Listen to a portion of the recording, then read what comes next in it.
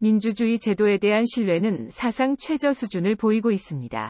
2018년 갤럽 여론조사에 따르면 지난 45년 동안 의회를 신뢰하는 미국인은 43%에서 11%로 급감했습니다.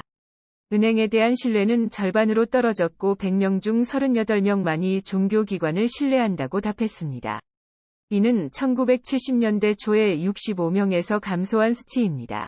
이러한 문제는 미국에만 국한된 것이 아닙니다.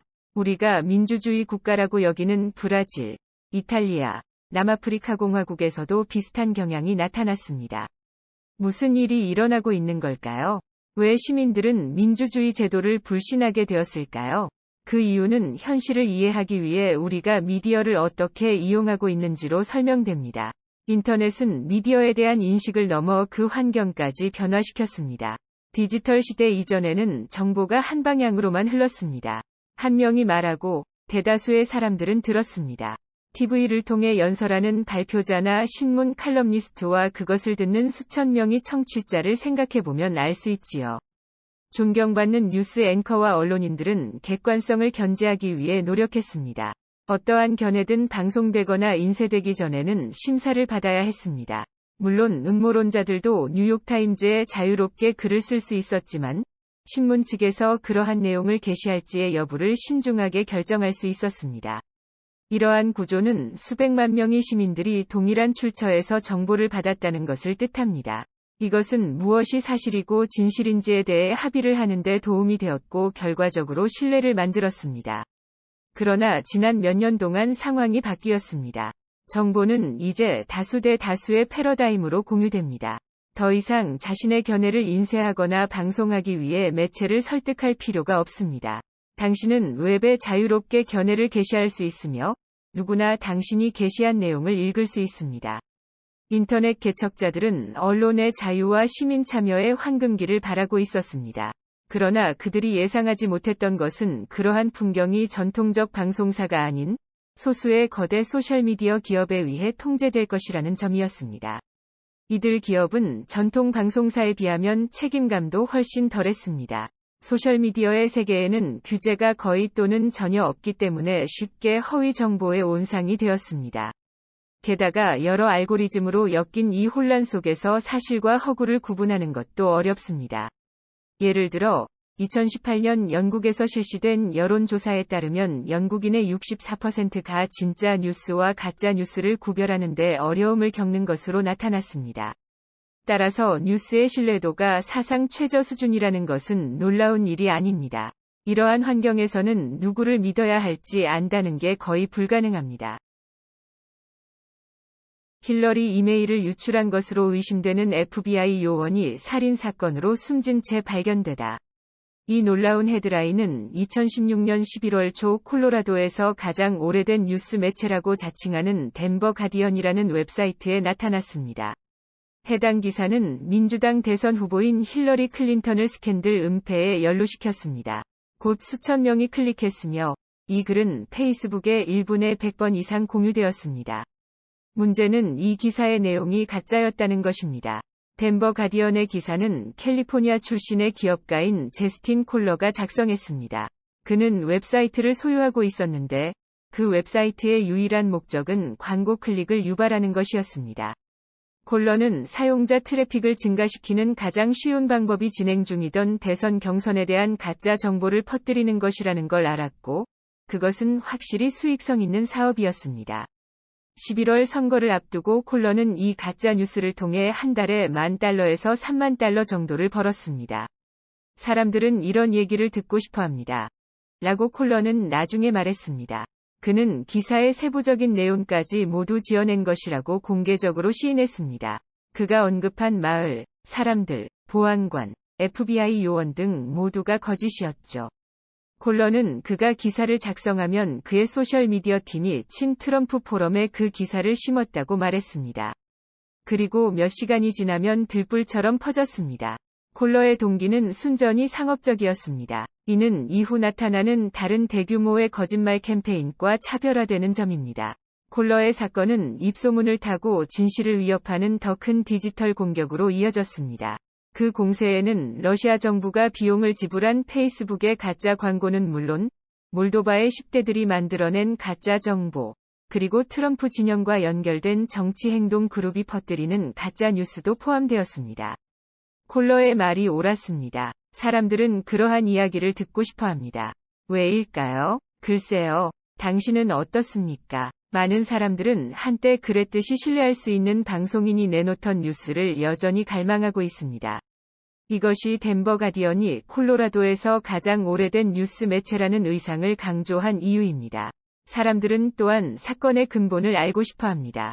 이러한 요구에 답하기 위해 검증 및 사실 확인된 탐사형 취재가 이루어져 왔습니다.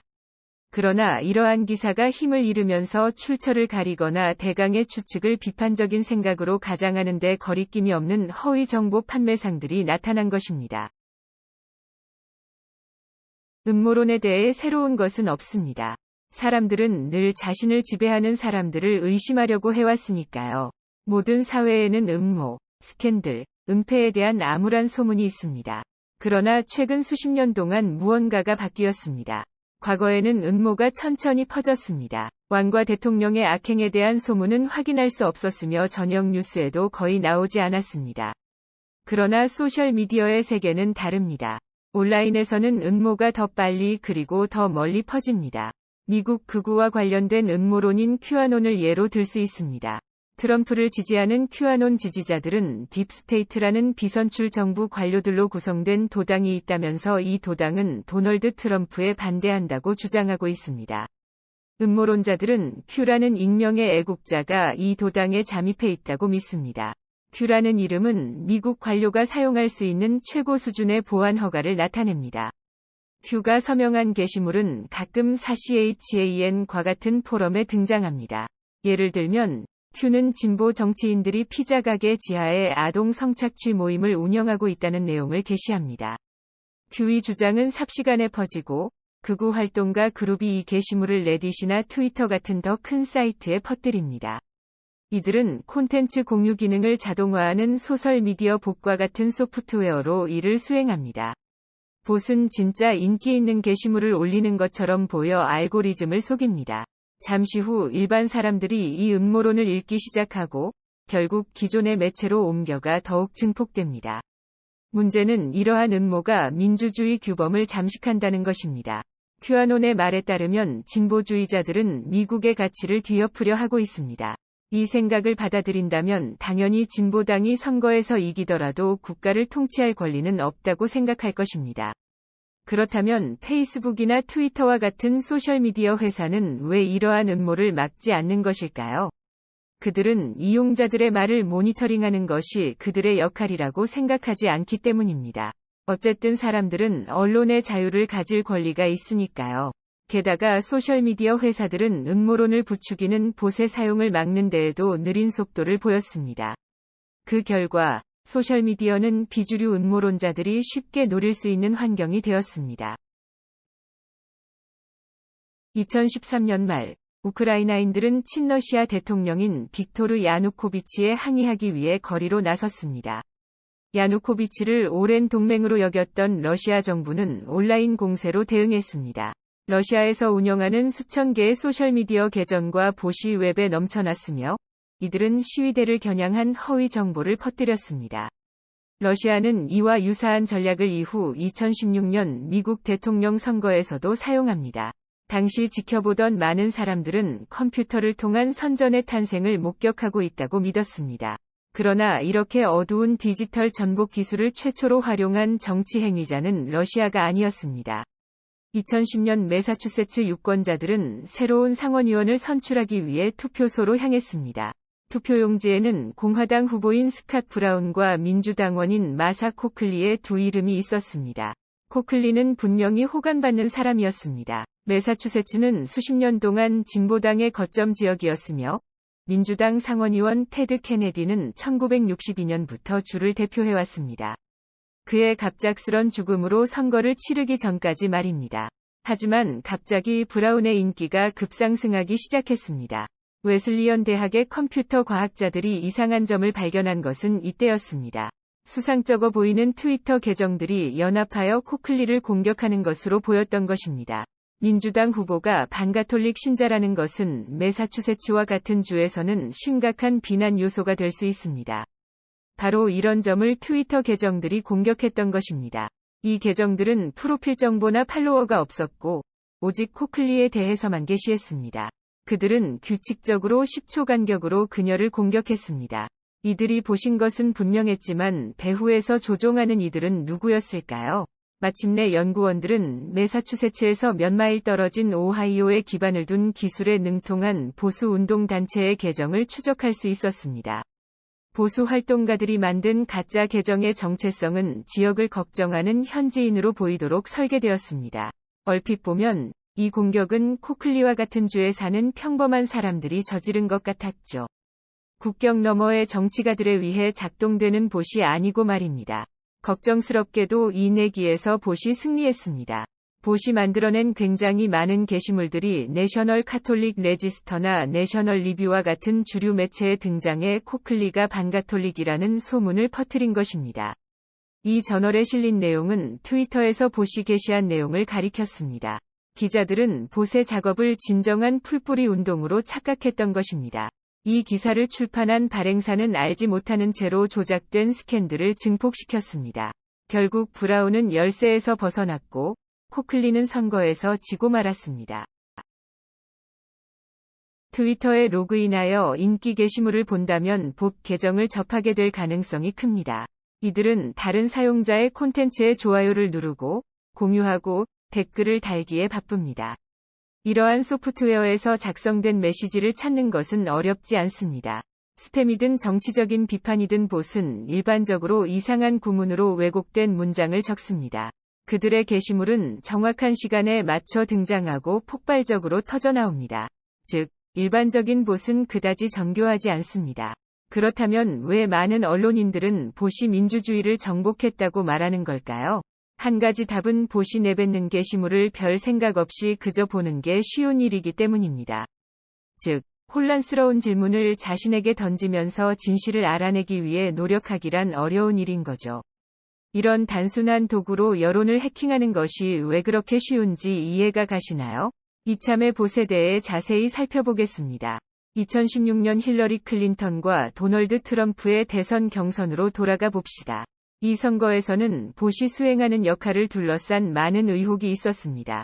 가령 트럼프 선거 캠페인에 자문을 제공한 정치 컨설팅 회사인 케임브리지 애널리티카는 봇 군대를 투입하기로 약속했습니다. 이 회사는 지능형 봇이 친 트럼프 및 반 클린턴 발언을 하는 특정 인구에 매우 집중할 것이라고 주장했습니다. 이 목표를 달성하기 위해 케임브리지 애널리티카는 유권자의 소셜미디어 페이지에서 수집한 자세한 프로필을 기반으로 만들어진 심리도 데이터를 활용했습니다. 이 도구는 매우 정교합니다. 그러나 그간의 모든 증거는 그 봇이 그닥 유용하지 않았다는 것을 말해줍니다.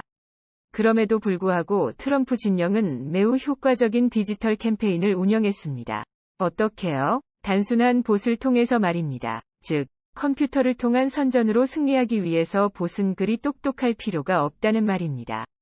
무슨 뜻이냐고요? 옥스포드 대학의 컴퓨터를 통한 선전 프로젝트 연구는 선전에 유효한 봇이 같은 이야기를 계속해서 반복한다는 것을 알아냈습니다. 2013년 우크라이나에 대한 러시아의 디지털 공세부터 2016년 영국의 브렉시트 국민 투표와 트럼프 대통령 선거에 이르기까지 허위 정보를 퍼뜨리는 데 유효하게 사용된 봇의 대다수는 매우 단순했습니다.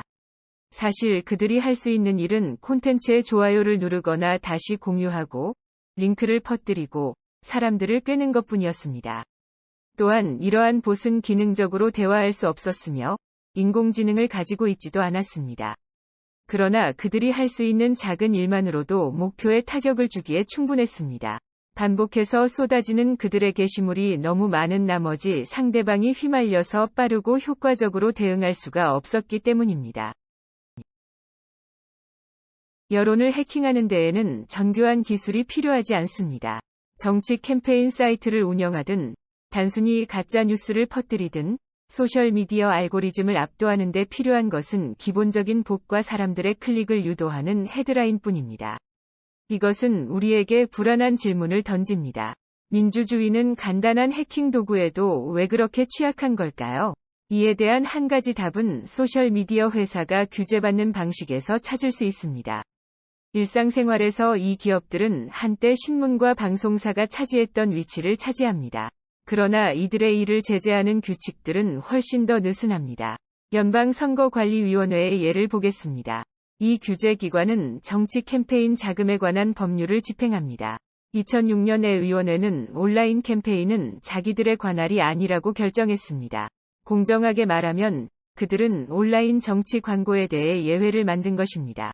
그 결과 바이러스성 가짜뉴스와 봇 기반 디지털 허위 정보의 부상은 미국 선거관리위원회의 레이더에 잡히지 않았습니다. 그렇게 규제 도구는 사라져버렸습니다. 연방정부가 사용할 수 있는 다른 수단으로는 통신품위법 230조가 있습니다. 1995년에 통과된 이 법령은 인터넷 기업에게 사용자들의 유해한 발언을 검열할 수 있는 권리를 부여합니다. 또한 기업이 잘못을 했을 경우 어떠한 책임도 면제해줍니다. 미국의 소셜미디어 회사는 230조 법을 이용합니다. 이는 반유대주의, 신나치, 유색인종 비방과 같은 명백히 폭력적인 증오 발언을 삭제하는 결정에 정당성을 주기 때문입니다. 그러나 기업은 정치적으로 문제가 될 수 있는 허위 정보를 방관하는 용도로 이 법을 이용하기도 합니다.